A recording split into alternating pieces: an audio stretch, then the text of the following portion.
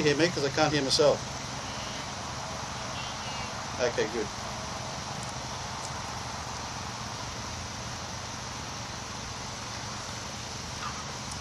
Now I see why people have been complaining about this light in their face every night.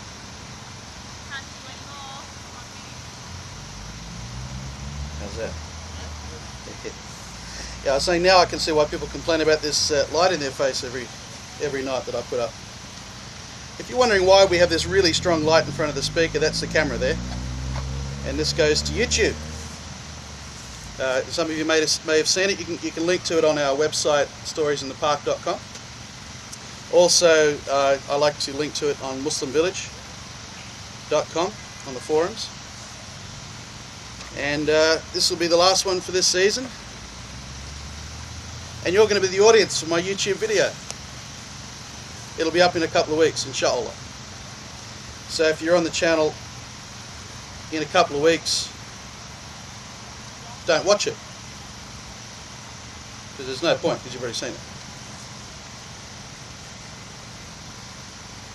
After I'm finished speaking, we're going to have a little intermission, I think. And I think before that, we're going to have pizza, yeah? Yep. There'll be some pizza going around from Tuscany's. And after I'm finished speaking, I think we'll have a little intermission. We've got, I know we've got tea over there. We got coffee. Did we get coffee? We got coffee. We got coffee. You got dates this time? We got dates. You got any bread?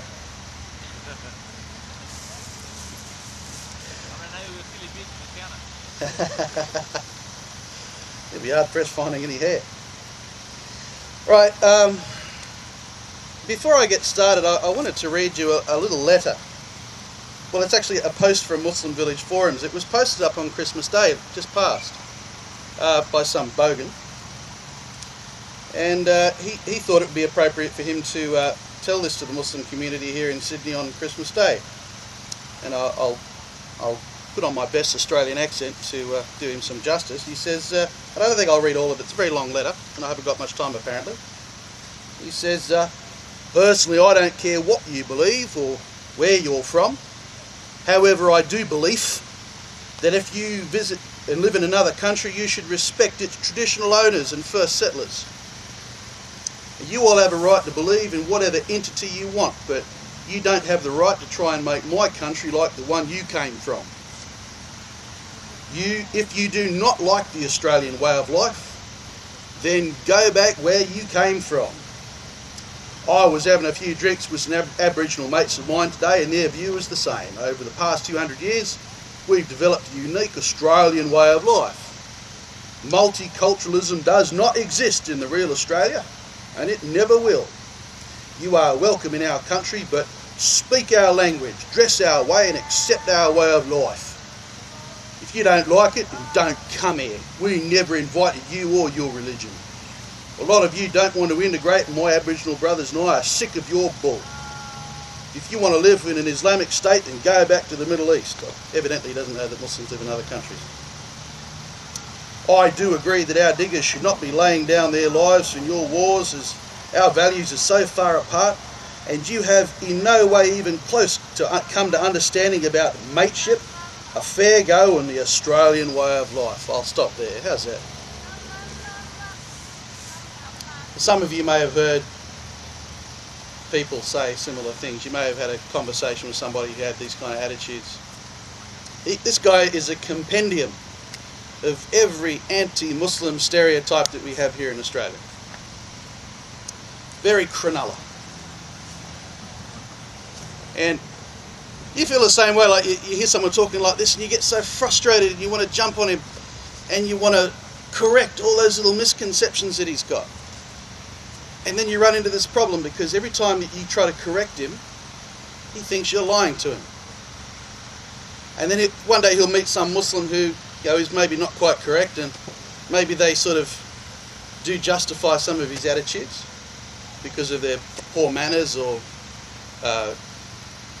just having a bad outlook on multiculturalism themselves. And they look at them as, oh, finally we found an honest Muslim, because he sort of confirms everything that they already believe. It's very frustrating. And even if you do manage to convince him, there's 50 others lined up behind him with the same misconceptions. very frustrating for us, and I'm sure we've all felt that frustration at some point, especially over the last 10 years, since 2001. When I read this letter, I feel something else. I recognise myself.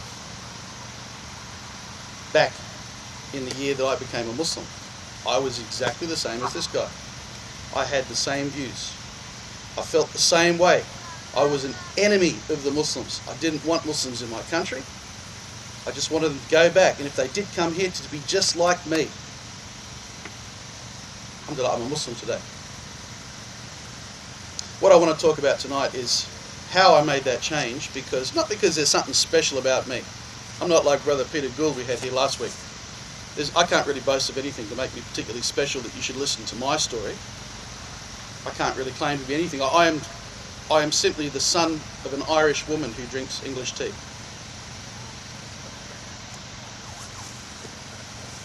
But I hope that if I do tell you my story, you might have an understanding of why these kind of people are like this, because this is the story of how I became like this, and then how I came to Islam.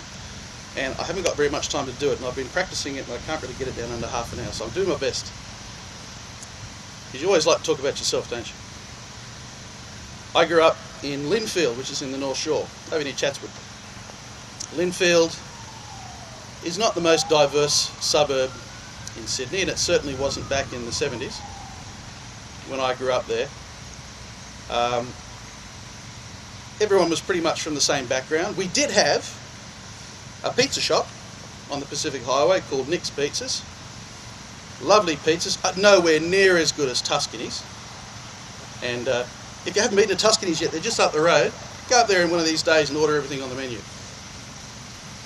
But Nick's Pizzas, you could order your pizza and then you go back out onto the footpath and you watch him through the window and he tosses the dough into the air and did all the spins. Well, he did back in the 70s anyway. And that was about as multicultural as Linfield got. We occasionally did drive down to Artarmon because there was a Chinese restaurant there that we liked. And there wasn't one in Linfield at that time.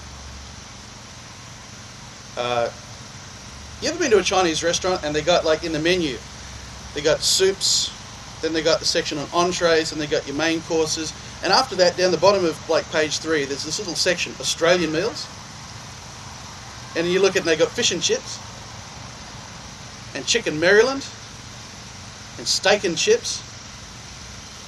You ever wonder yourself, who goes to a Chinese restaurant and orders fish and chips?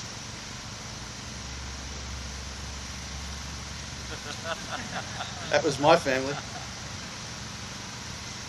We were very happy to go to the Chinese restaurant. We were very cosmopolitan.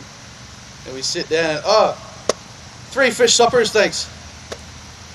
Because that's what we like. Very fond of going for something familiar. Yeah, that was us. I went to Linfield Demonstration Public School. And it was also not very diverse. All the kids were pretty much from the same background. Except for this one kid, his family, he told us, were from Singapore. And we all imagined that must be in China because, well, you know, to us he looked Chinese. You know, he had black hair and he had the eyes that, you know, we used to always copy his eyes. We'd poke the sides of our eyes here and make them go squinty, and then we'd know who we were talking about. So he had black hair and he had those different shaped eyes, and he had a name that we couldn't pronounce, and we didn't care because we made up our own names anyway. Click, clack, ding dong, Charlie Chan, Ching Chong, my Chinaman, that sort of thing. That's what we called him. Never once did a teacher say, that's not nice. Just didn't say anything, didn't think about it. Never heard the word racism back then. No, it wasn't an issue growing up in Linfield. It's just about everyone was the same, and if you were slightly different, well, that was your problem, as far as we were concerned. If someone said to you, that's very racist, first thing you thought about, racing? What? Just, the word never came up in conversation. It was never brought up as an issue. So I had a very sheltered life in Linfield in the North Shore.